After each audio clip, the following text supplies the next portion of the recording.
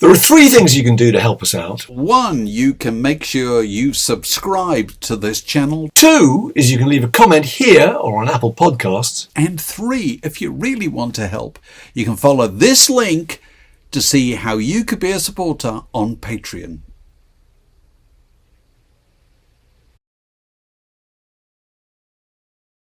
Word in Your Attic, a Zoom with a view.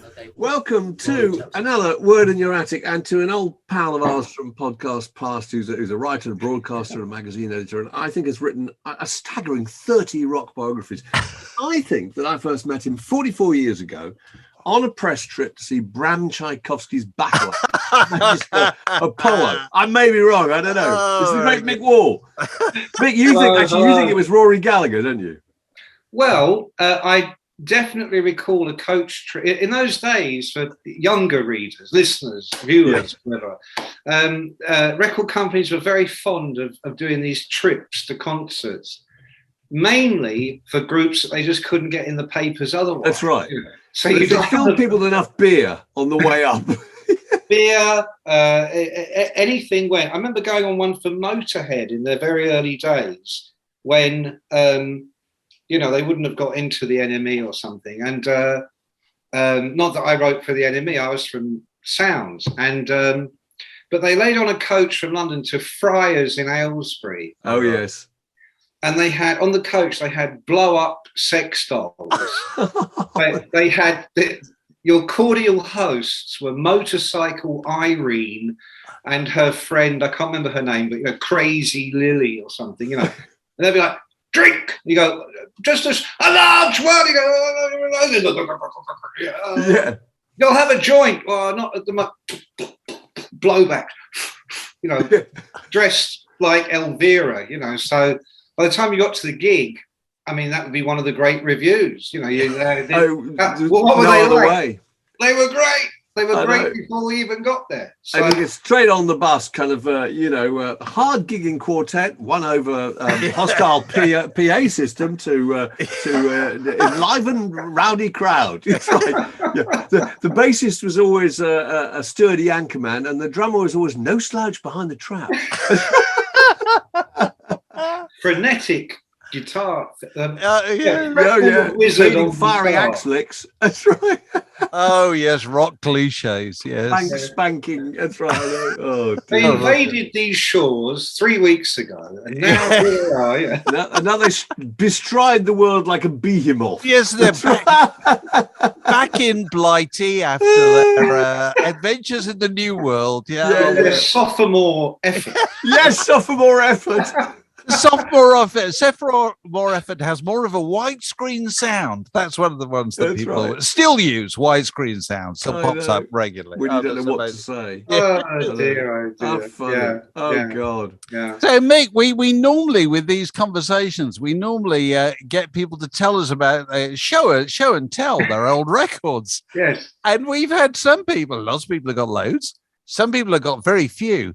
You go a bit further than that, don't you? I have none. I have literally none. That's amazing. None. That is absolutely incredible. Literally not one. So you did the courageous thing. One. So you're not in your own home at the moment. I think you're in a little cottage in Cork, aren't you, on holiday? But I mean, are you rattling around at home then with all that space, having got rid of all those records? No, I haven't got any space. No, I've got a study, and mainly it's books and magazines, and because because that's really, I suppose, my main interest. Where a lot of you fellas are rattling around secondhand record shops or record fairs, that's me, but insert the word books. Oh, really? Okay. So yeah, my study is there's every shelf, a bit like you, David, except they're all books. Right. And then on the desk are books, and then next to the desk and under the desks and magazines, and then I've got a lockup. Literally, you have to climb over the books to get to the books. But by my bed, I've got 2 bookshelves in my bedroom covered in books. My wife's bedside table also has all my books in it, because my bedside table has all my books in it, under it, next to it, on top of it. And then there's one in the hall upstairs and one in the hall downstairs. And she tried to get me to this rule where you're not allowed to buy any more books until you get rid of some of these. and I managed to stick to that for about 5 minutes. Yeah.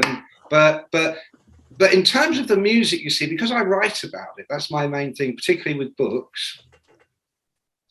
I found, well, let me start from the beginning. I moved around a lot. I loved records, bought loads of records as a kid. Very first LP I ever bought was a Nod's As Good As a Wink to a Blind Horse. Right. Kind of places. Bought at Southall Market for £1.75 when I was 14 years old. What was the first single? Can you remember that?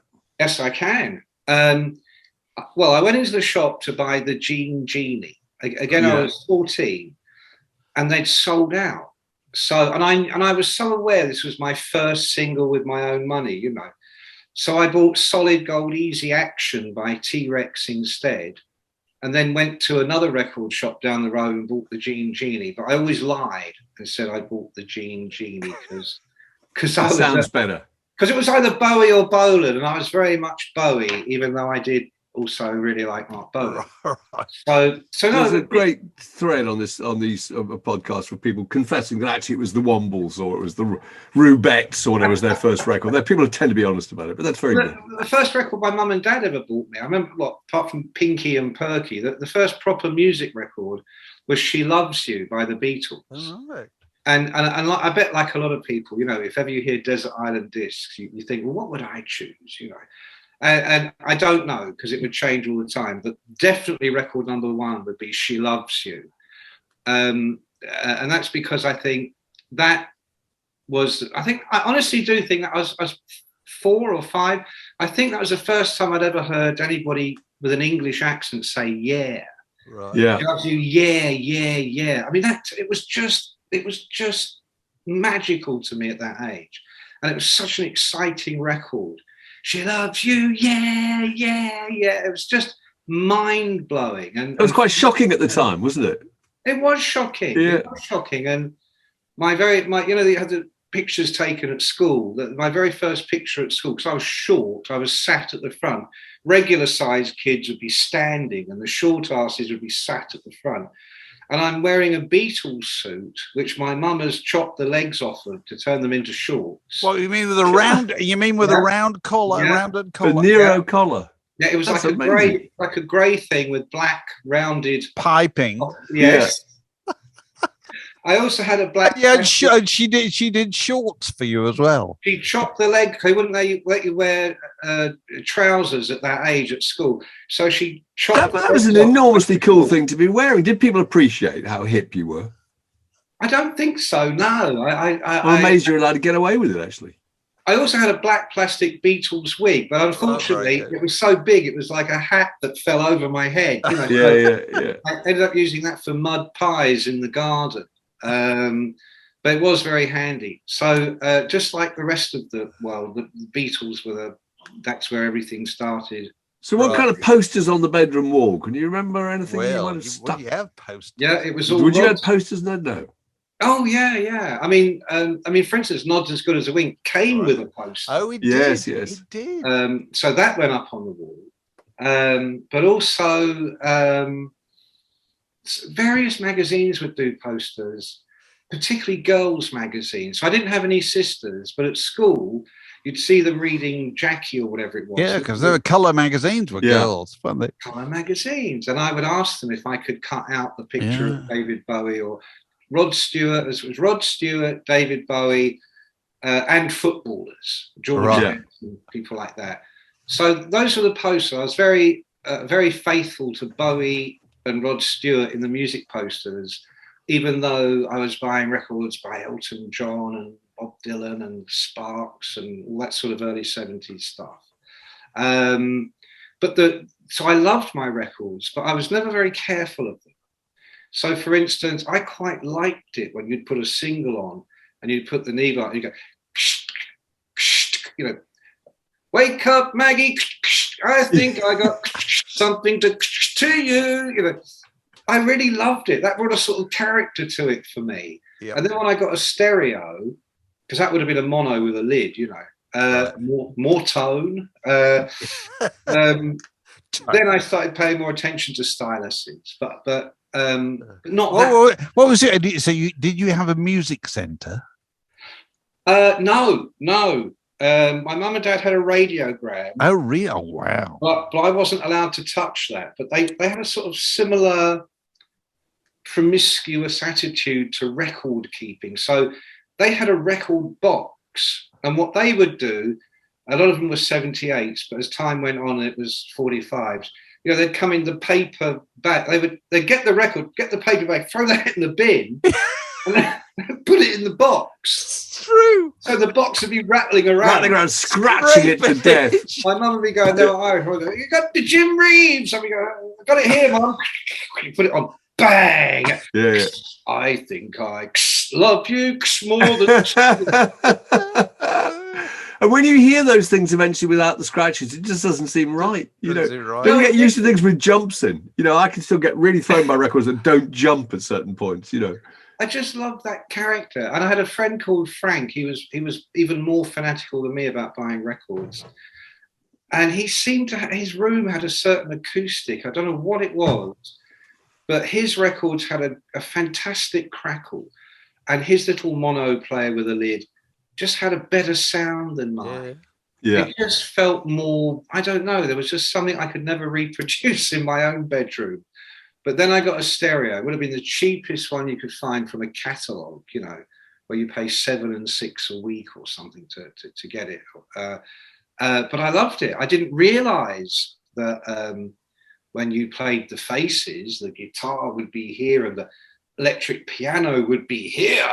You know, it was, whoa, now we're rolling, you know. So I loved records. But I left home quite early. I was 17 when I left home. And I moved into a house full of hippies who all had tremendous record collections of stuff I'd never heard of, let alone listened to and was familiar with. And so my record collection became quite diminished. You know, the Bowie and Elton and Roxy and all that stuff just paled in insignificance to, you know, Mahavishnu Orchestra, right, Santana and Dan Hicks and his Hot Licks and this is my record collection. Yeah, so I mean that it sort of went by the way. You were living in my house. I never you were noticed living in Mark Ellen's house. Mark, we have the most incredible. Yeah, but then as the years went by in my 20s, I was always flat hopping or room hopping, and I seemed to shed records everywhere I went.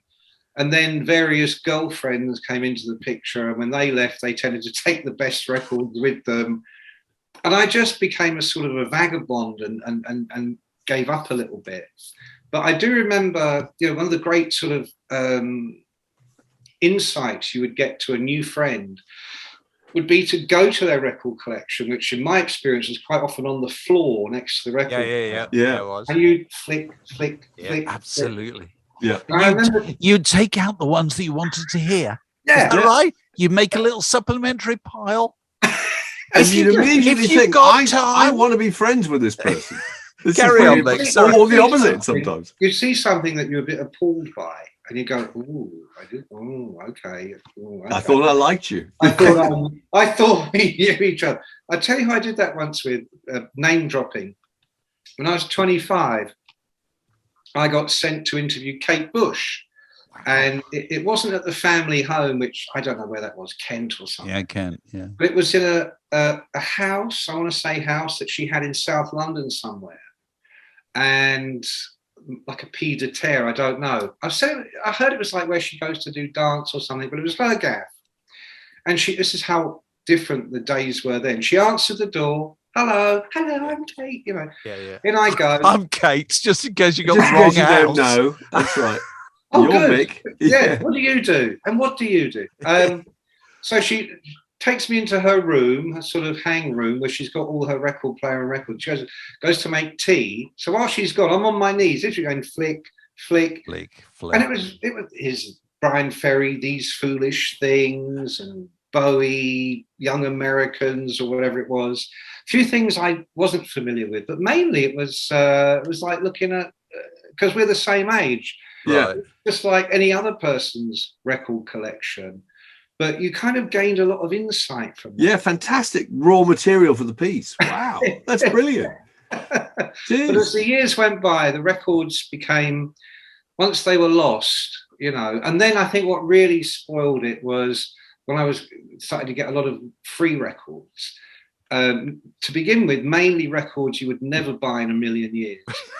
And then as your career becomes a little more established, you start getting all the stuff you actually would have bought, plus the tickets and everything else.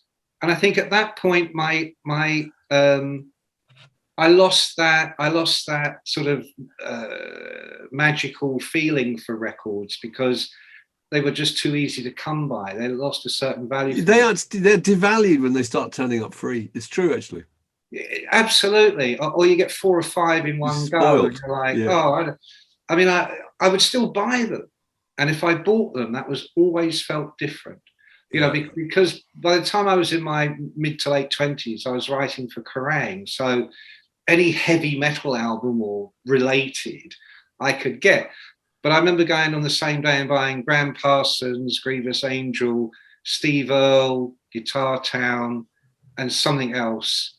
And there's no way I could have blagged those. So I bought them, and boy, them I loved because I don't know. So you couldn't blag them because you were the man from the metal magazine. Yeah.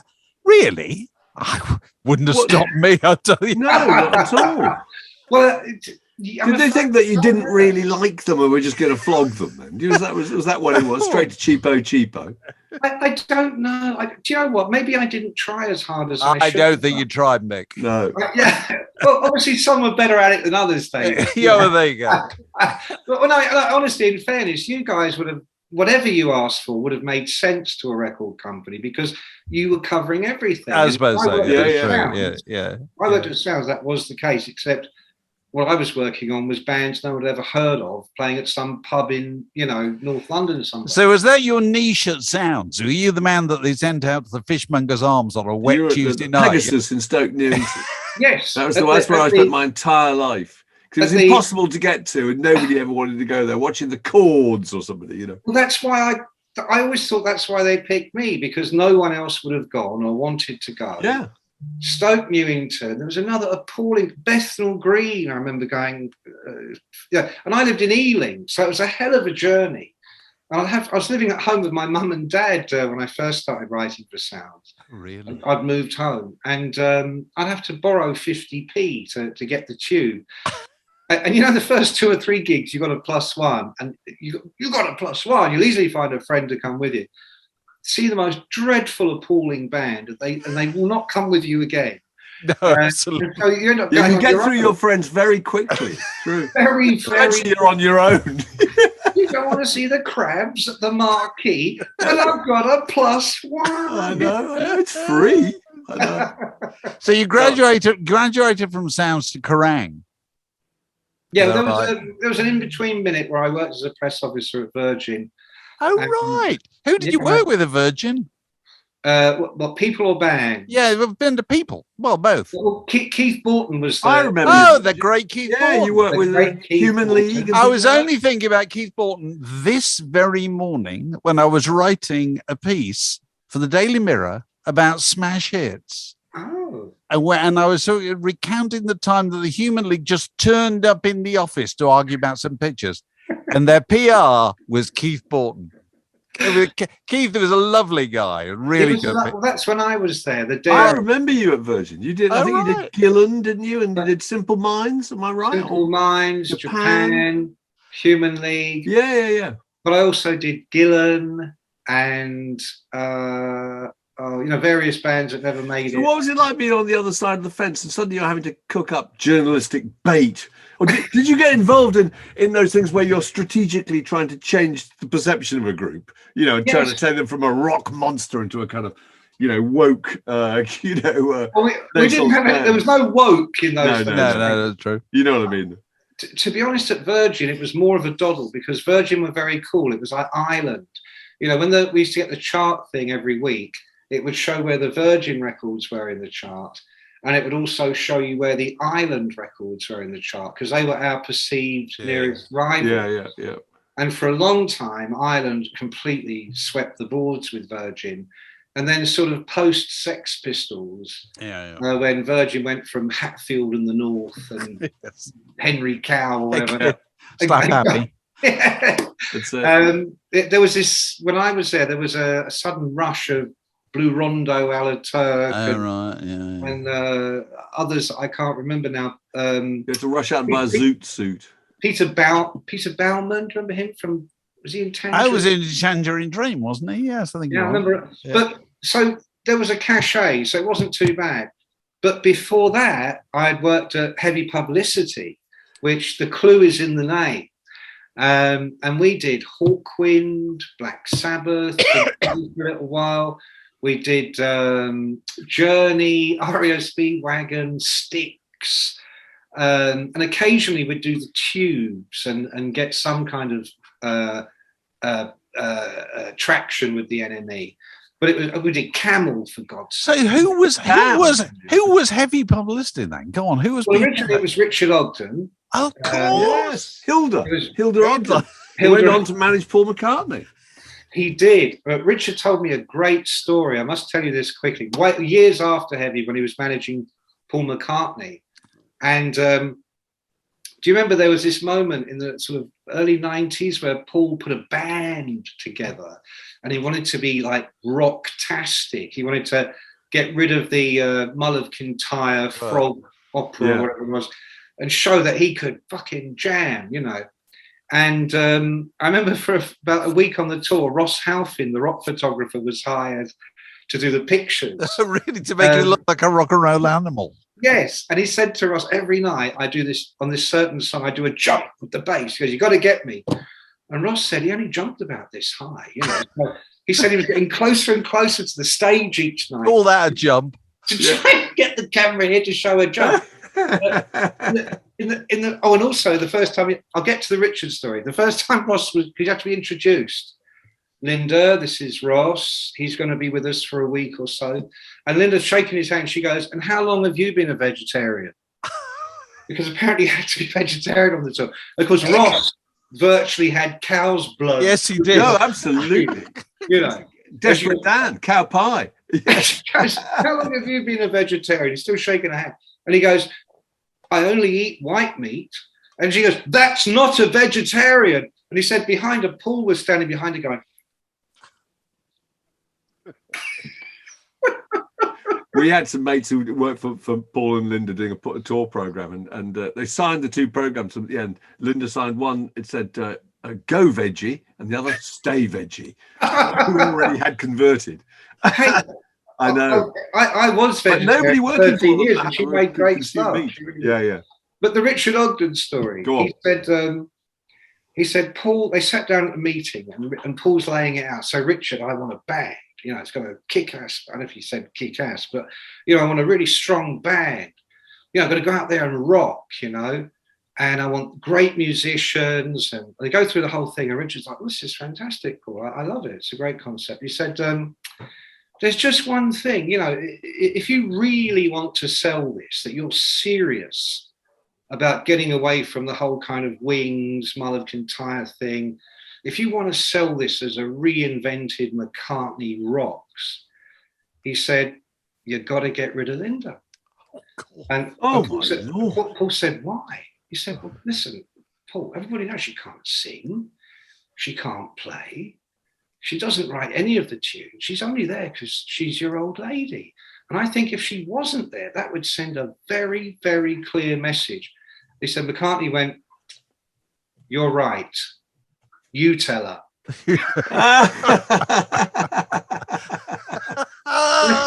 I said, did you tell her? He said, I did. I said, what did she say? She said, you're fired. I would have thought so. I would have thought so. Simple as that. Jesus. So I think there was a recanting of that particular idea. So those who what would they like to deal with that roster? Was there anybody there who was particularly, I don't know, uncompromising or, you know, wouldn't take instruction? All those people that you were doing the press for?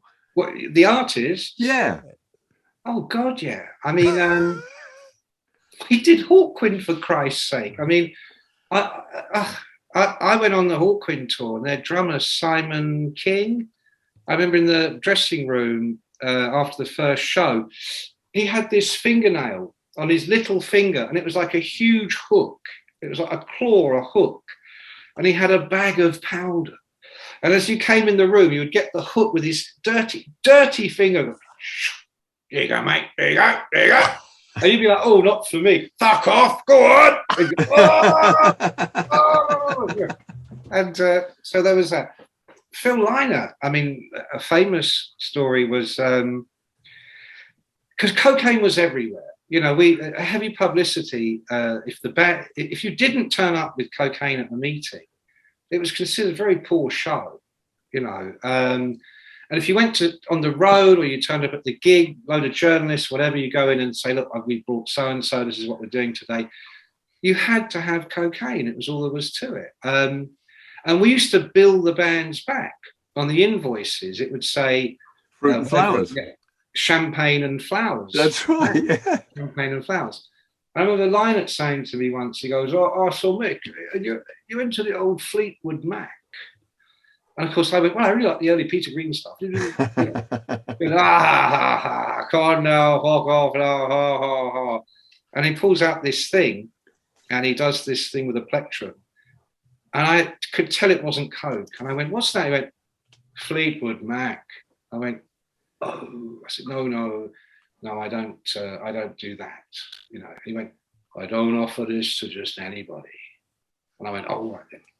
And and that was, those were the days. I mean, but Richard Ogden started it. His partner was Annette Bicknell, who was Ed Bicknell's wife. Oh, I remember her. Yeah, right. And it was Annette that hired me. And in fact, this brings us full circle, Mark, because it was Annette who organised. You mentioned Rory Gallagher on the email. Yes, yeah, the NEC, actually, wasn't it? I think to see Rory Gallagher. That's right. It was Annette Bicknell. She was a really nice girl. It's very funny. She organised the whole thing. Yeah. So that's how I sort of got to know them. So Richard Ogden, didn't he also manage Brian Tchaikovsky's Battle Axe that you were talking about earlier? Go on.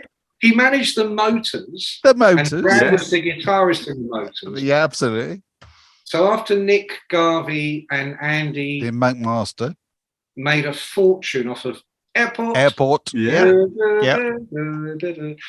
And they hated touring anyway. They just packed it in. I think they might have another record, but that was it really. So Bram, who hadn't written anything, he basically just put his own band together.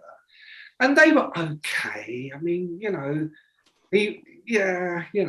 but I tell you what was they were a pop rock act, weren't they? Skinny ties, I can remember. Yes, it was kind of like a poor man's Joe Jackson with more guitar. Yes, it was. Not the best looking, flying V. Plenty of shoulders and attitude. Yeah. And then from Bram Tchaikovsky came another band called Sussex. Oh my God. Who had been a roadie for Bram Tchaikovsky. Oh my God. Yeah.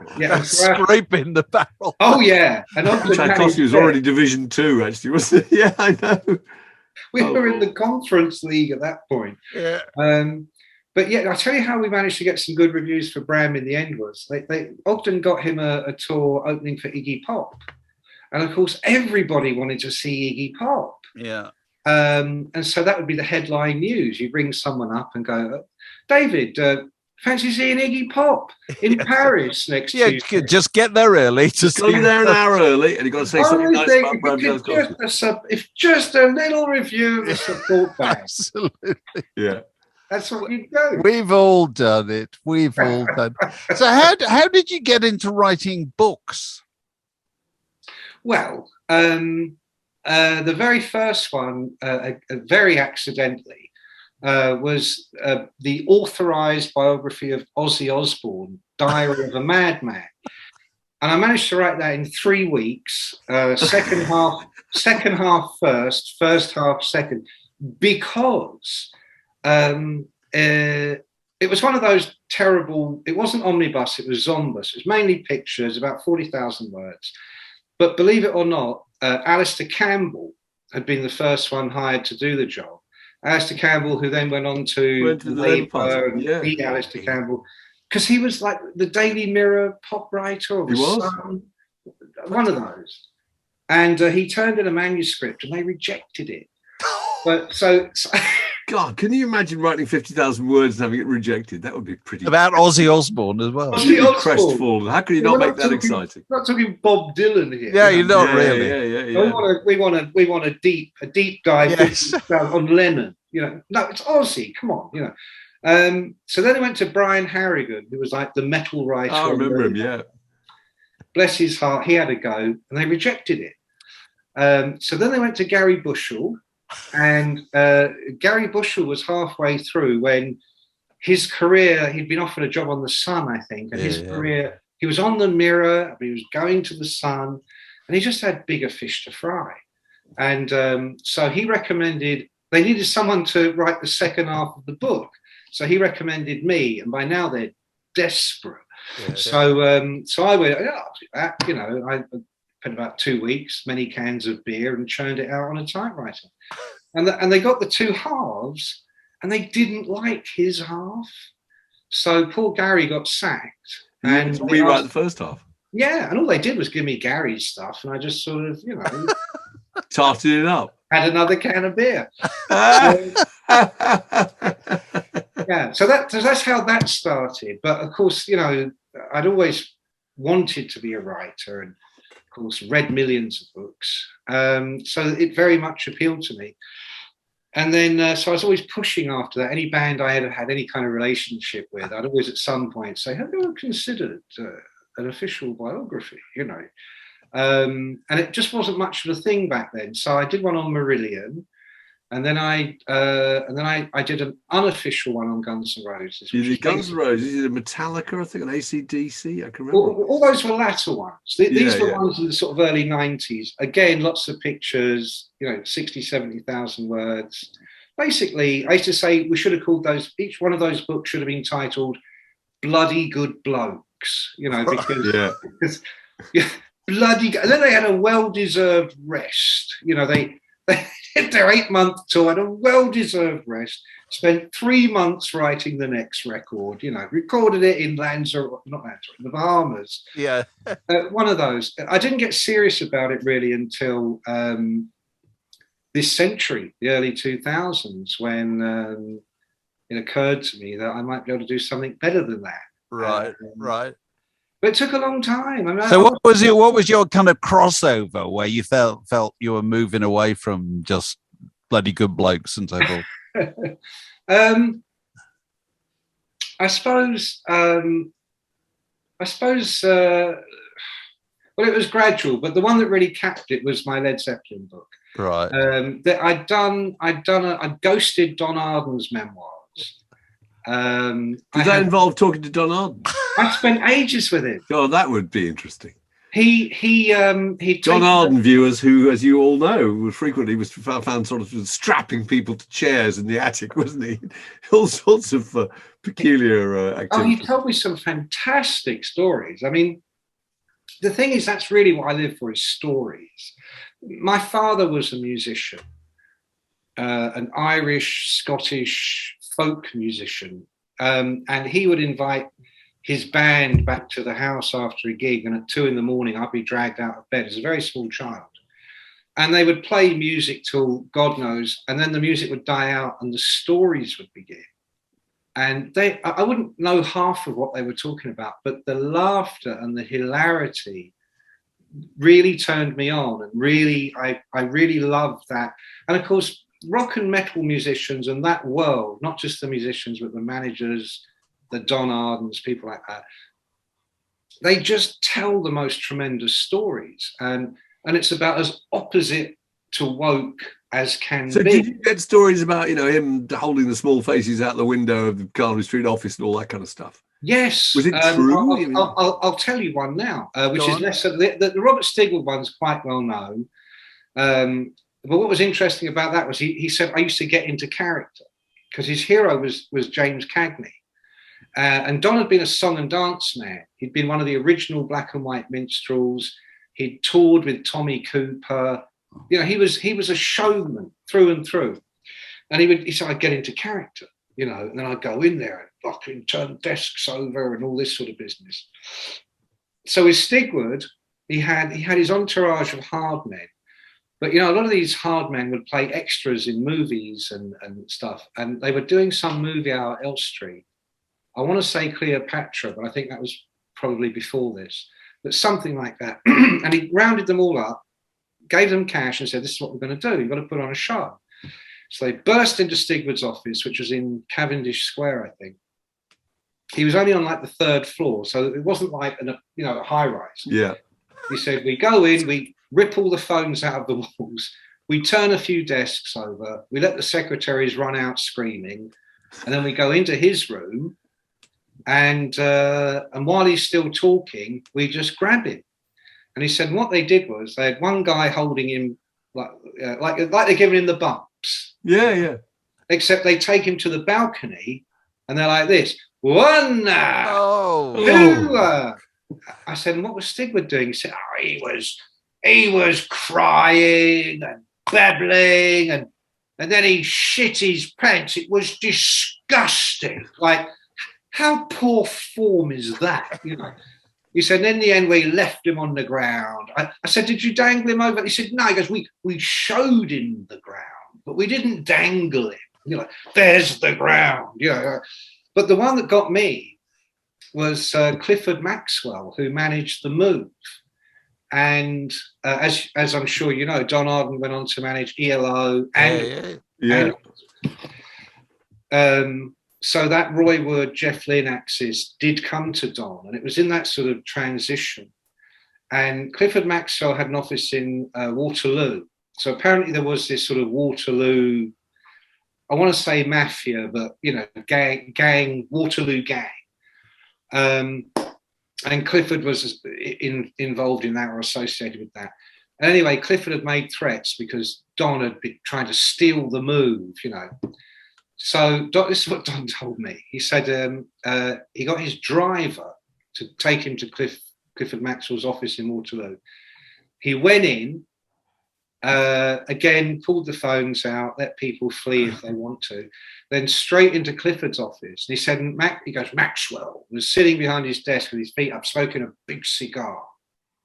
And apparently went, Arden, just remember, I know where you live, right? So I said, what did you do? Because I was straight over there. And he was built like a bloody barrel, Don Arden, you know. In his musical days, he said he used to run, he would never take a car, he'd run to the station carrying heavy suitcases because he wanted to stay in shape, you know.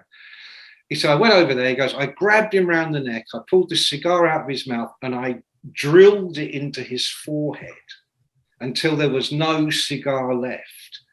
I said, what did he do? He went, oh, he was screaming, you know, bloody crying, you know. I said, and then what happened? He goes, well, he sort of passed out a bit. I don't know. I left him on the floor. He said, I said, how did you feel? He goes, I felt so good. I dismissed my driver and I walked all the way. He had an office in Knightsbridge, walked all the way back to my office. And that night we had champagne at Annabelle's.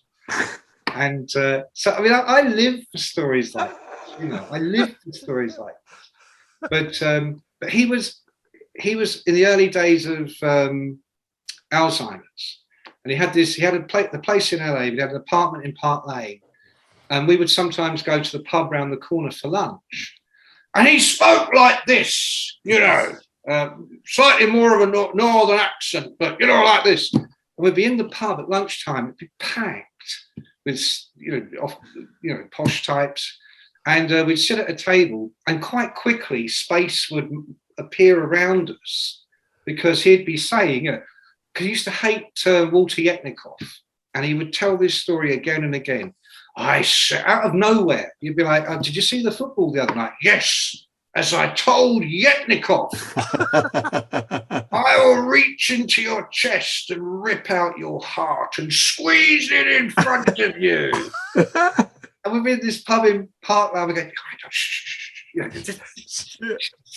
no! You know, oh my God, you know. So as they would see us coming in every day, they just would get the fuck out the way and, oh God, it's that weird bloke again. And that other guy, you know. So, but no, I mean, I love stories. The more outrageous, the better.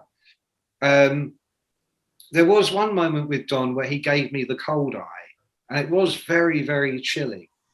And it was to do with What Harvey had you done to deserve it? wanted to buy the film rights to the book, and they were talking maybe 3 million. And of course, I had a deal. I was on 20%, and at that point, my 20% vanished. And he just said, "Just how much do you want then?" And I'm like, "Well, it says 20%, you know." How much? You know. I'm just like, "Oh, you better talk to my agent," you know. Needless to say, I got nothing. No.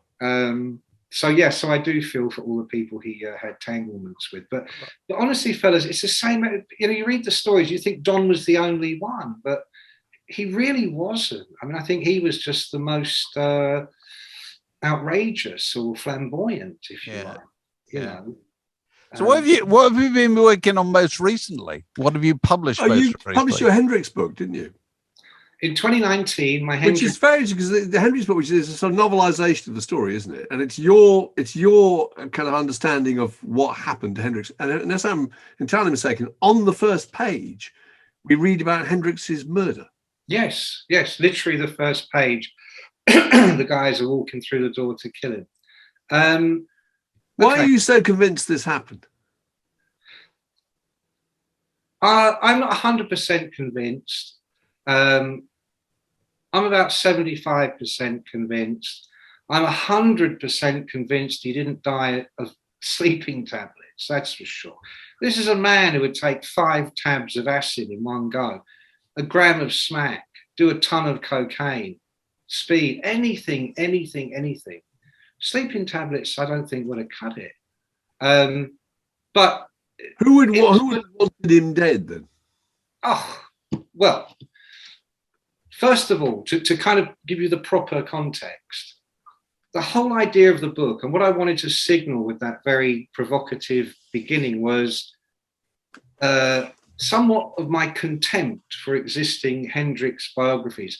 Not because a lot of them aren't full of good information, but they're nearly all written by middle-class white guys, educated, and the impression I always get is that Hendrix sort of lived in Carnaby Street and was very good friends with Eric Clapton. And my research and my own life experiences show me that none of this is at all accurate with the real guy, who was a black guy, American, who lived as a pimp, whose mother had died, had been a drug-addicted prostitute, whose father was an alcoholic, a kid brought up on the streets. And every part of his story, there was so much bollocks. You know, this thing about he got out of the Air Force because he injured his foot in a pack. He got out by spending nearly 12 months pretending to be gay. He couldn't wait to get out. And there's nothing wrong with that, but why doesn't anybody ever talk about it? The black audience in America did not like him. They saw him far more as an underdog. The show he did in Harlem, where he nearly got bottled off. His manager, Mike Jeffries, was a former member of SIS, the Secret Intelligence Services, that went on to become MI6. He was an assassin in the 50s. His books, spoke fluent and wrote fluent Russian. His accountancy books were all kept in Russian so that nobody could read them. And then there would be the books that you'd give to anybody that needed to see them. He had many, many associates, including in America, the mafia. You know, Hendrix was kidnapped for 5 days by mafia people in New York because Jeffries hated it that Hendrix broke up the experience and wanted to put together this mainly black but multicultural ensemble of 10 or 12 players, which would have been extraordinary musically, but absolutely no good to Mike Jeffrey in terms of art for art's sake, hit singles for fuck's sake. Yeah. And this is the 60s, where an artist, Beatles aside, because even that hasn't been established yet, if your artist lasted for 3 years, you were winning. You know, that's as good as it got. Yeah. And Hendrix was just blowing the whole thing up. He was absolutely, for Mike Jeffries. And so Jeffries is a mafia-connected ex-SIS intelligence officer, a known assassin, who had opened these clubs in Newcastle, very dodgy, got the Animals to London, actually did some stuff with Don Arden, frightened Don Arden. And so for me, it's more about, but that sort of bold opening statement was trying to say, look, everything you've ever read about Hendrix is bullshit. Yes, he did this show on that date and he released that record and he was the greatest ever and blah, blah, blah, blah, blah. But Hendrix himself was kind of complicit in the whole bullshit deal. You know, he came to England, and when I interviewed Noel Redding, he said to me, I was trying to talk about, what was it like? A black-eyed guy who's not singing soul numbers or, you know, that kind of thing in the 60s. It must have been very strange. He said, well, not really. He said, because, you know, we always saw Jimmy as an honorary white man. And I'm thinking, did you? Really? And I think a lot of these biographies see Jimmy as an honorary white man. And he hated it. You know, there's very famous exchanges between Hendrix and Townsend, where he basically tells Townsend to fuck off, you know. I think his only real friend was Brian Jones. And Brian was so out on the edge and an outcast by the Stones already by that time. But I think Jimmy found a certain kindred spirit, if you like. And I'm skipping, obviously, but there's so much online now, when you go in and look at the forensic reports from his death, the doctor who actually examined him, who is now dead, but if you look on the report, he concludes that Hendrix died of asphyxiation, not through sleeping tablets, but through what we would call waterboarding, except with red wine. Now, when you drink, apparently Hendrix wasn't keen on wine. I don't know, but that's what I read. Discovered in various places. If you drink a shit ton of red wine, it's in your stomach. That's where you're going to find it. Hendrix, his lungs were full of red wine. That's what he died of, apparently. And the only way you can do that is to literally force wine down someone's throat. And that involves holding him down, pulling his head back, and literally gunk, bump, bump, bump, bump, bump, gunk, bump, bump, bump, bump, bump. And there's a lot of evidence around Eric Burden turning up at a certain time, the flat being swept out. Monica Danneman, completely unreliable witness. And so I guess ultimately what I'm saying is what I'm proposing is actually more feasible. I'm joining dots that are inconvenient truths for everybody else. But I'm not trying to necessarily say, this is my biography of Jimi Hendrix, the musician. It's also me kind of saying, this is what happened in the world at a certain time to certain people. And none of it has been resolved, but it definitely, that story has not been told. That story has not been brought to the right conclusion. And I'm going to try and... well, that's really interesting. I'm going to try and forge some kind of path which maybe other people can follow. So there's no posthumous material. There's none about what the albums he did after he died or what the producer did or da-da-da-da-da.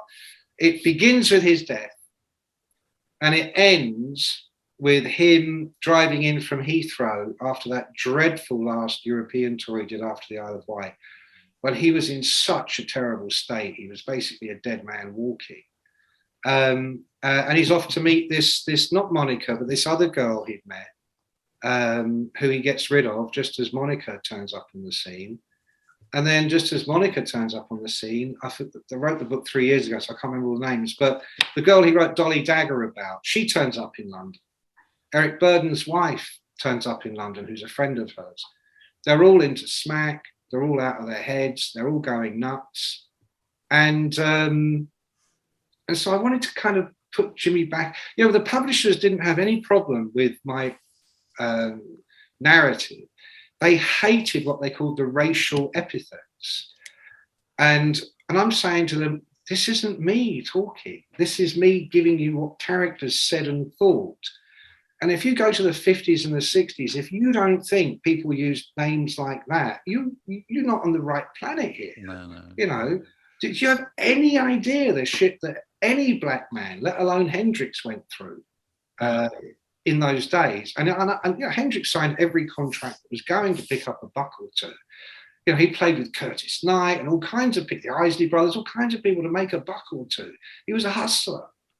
And here comes Chaz Chandler. I think Hendrix just went, fuck yeah. There's this English absolutely. Keith. There's Linda Keith, she's buying it. And then there's this guy she's brought, he's buying it. He doesn't have a passport. Yeah, fucking go to London. Yeah, definitely. Yeah. Definitely. So I just wanted to That's kind of bring good. that aesthetic to Very interesting. Yeah. So what are you working on now? Well, tomorrow, I don't know when this goes out. On April the 7th, which is tomorrow. Is that today? No, tomorrow. Yeah. I've got a book out with Stephen Wilson. Of course, yes. we Who we interviewed him talked the to other day. Andy the other day. Which may go in very high in the Sunday Times top 10, possibly. Well, some people have said number one. Some people have said top three. But I mean, listen, you and I have been in this business long enough. That'd be good. I'm sure it'd do really well. It's a fantastic book, isn't it, Dave? We love it. Yeah. Thank you. And you wrote it really with him, didn't you? I mean, you were the writer, as it were. Well, it was a genuine collaboration. I mean, I've ghosted memoirs. And with Stephen, though, it was a genuine collaboration. He didn't want to do anything chronological in terms of, I was born and then this happened and that happened. He wanted it to be more thematic, more sort of contemporary, if you like. Yeah. And he started out with a whole list of don'ts that he wouldn't do. And so I kind of manufactured ways around that. So, for instance, there's one chapter that is just titled Naught.